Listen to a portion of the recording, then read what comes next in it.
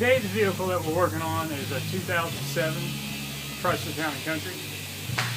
Basically the same platform as the Dodge Grand Caravan, so the information is going to be the same for both. Customer came in, they had a check engine light on. The code that I found was a P0406 EGR position sensor high. I've already spent the time diagnosing it, and I've already determined that it is the EGR valve. So I'm going to show you step by step how to remove it. It's not very difficult, but there are a couple little tight spots where I can show you a couple little tricks to try. Some basic hand tools and a little bit of knowledge, you'll be able to tackle this pretty much without much of a problem. So let's get on with it. This is a actual 3.8 liter engine. EGR valve is actually located down in here, directly above the alternator. It mounts directly to the side of the head with two 10mm bolts. You've got two 8mm bolts that hold the EGR tube on that goes up and travels to the top of the intake, and we've got two more 8mm bolts that go up there as well.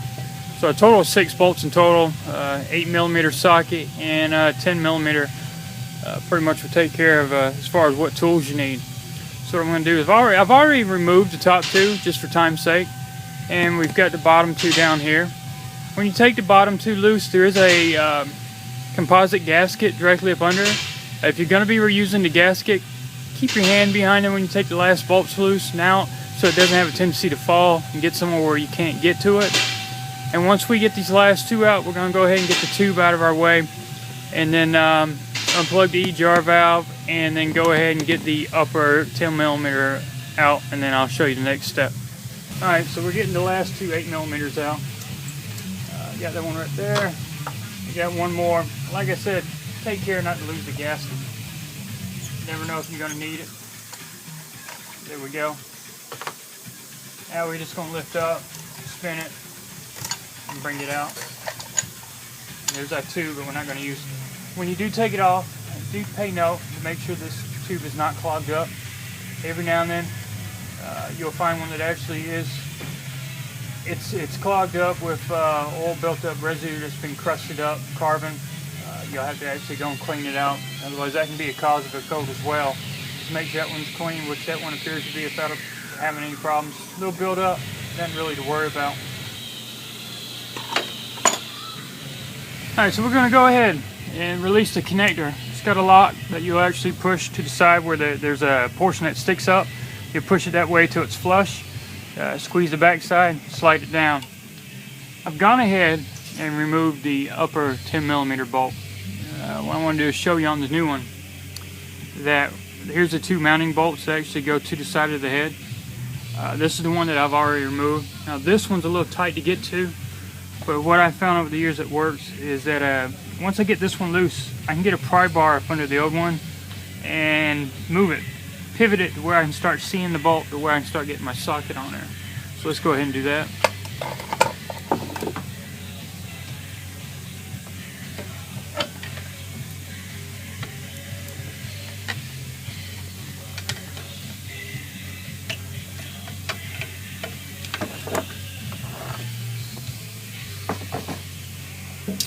So now you can actually, right where my finger is, that's the other 10mm that holds on. So now we've got a way to get to it.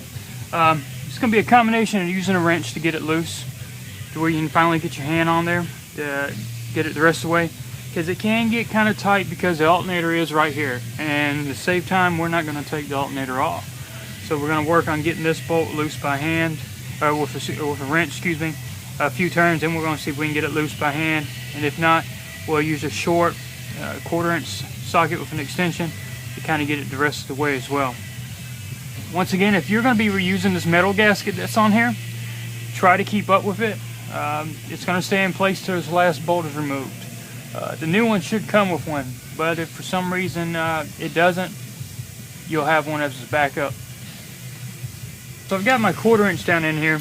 I actually had a little bit more room with the 1/4 inch ratchet and extension with the 10mm socket than I did with the wrench. Sometimes it just depending on what tools you have handy. Just go ahead and use the socket Like I said, she's going to go a certain distance, and then you're going to run out of room to use the socket. You're going to be pretty much doing it by hand from that point. Let's go a little bit further. That's pretty much as far as we're going to get because it's getting to a sharp angle. We're going to work on getting it the rest of the way by hand. And I don't need to keep the metal gasket on this one because I know I have a new one. But like I said, keep an eye on it in case you want to use it. The bolt's going to come out almost to where it just about touches the alternator, which if it did, then you pretty much would have no choice but to take the alternator off. But in my case, I've actually got it to where it's just about to touch, and as soon as it does, I pretty much have it. There we go. There you go, your metal gasket, old EGR valve, and you still got the bolt. Gaskets are made to where when you put your new bolts in, or if it comes with bolts, or if you use the old one, they'll hold on to the bolts, so you won't have a tendency for it to want to fall off. So that's a good convenient thing. So when you're doing it, installing it, it'll work.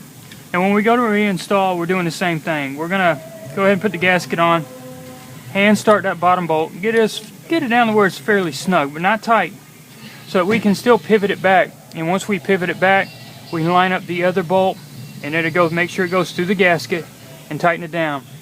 And then all we have to do is reinstall the connector, the tube, and the 4 8mm bolts, and then clear the code, and then let the customer have it.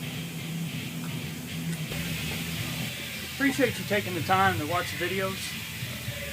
I try to put them out there so I can help customers either get the confidence to do the job themselves once they see it step by step, or at least the knowledge to know what is being done to their car when they take it somewhere, so they can see if they think they're being overcharged because it's not as hard as the tech's saying it is, or on the tech side showing you how difficult it is for the tech, which justifies what they're charging. It can work either way. I do greatly appreciate you watching. If you have any suggestions, comments, or ideas, just send a comment back on the YouTube videos, and I'll try to get back to you in a timely manner. Once again, stay tuned for more.